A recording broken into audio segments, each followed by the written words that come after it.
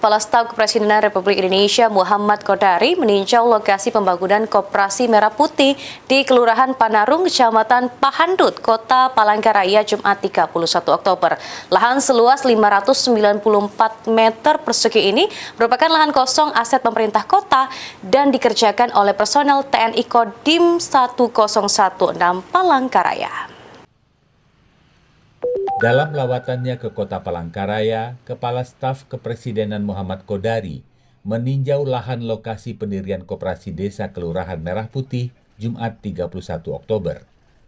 Lahan tersebut berlokasi di Kelurahan Panarung, Kecamatan Pahandut, Kota Palangkaraya, seluas 594 meter persegi dan dinilai strategis untuk mendukung ekonomi masyarakat. Saat melihat lokasi pembangunan koperasi, ia didampingi oleh Wali Kota Palangkaraya Farid Naparin. Muhammad Kodari pun mengapresiasi dan berharap pemerintah Kota Palangkaraya dapat memberikan fasilitas dan kepastian hukum agar operasional koperasi dapat berjalan sesuai ketentuan dan berkelanjutan. Adapun pembangunan fisik koperasi dikerjakan oleh personal TNI dari Kodim 1016 Palangkaraya. Jadi dari Pemda sudah menyediakan lahan, sekali lagi sangat strategis, luasnya melebihi syarat minimum ya Pak, Pak Dandim ya. Tetapi untuk dikerjakan oleh dari Kodim, dia perlu pematangan lahan. Dan itu berarti perlu payung hukum dan perlu mata anggaran ya Pak Oli ya.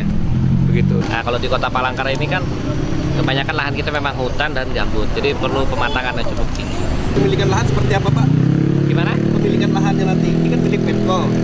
Nanti seperti apa akhirnya? Kita mungkin ikuti juknis lah nanti. Kehadiran Koperasi Merah Putih di setiap desa atau kelurahan diharapkan dapat menjadi penggerak utama ekonomi kerakyatan, serta memberikan solusi nyata bagi peningkatan kesejahteraan masyarakat, khususnya di Kota Palangkaraya. Dari Palangkaraya, Kalimantan Tengah, Redianto Tumon, Kantor Berita Antara, mewartakan.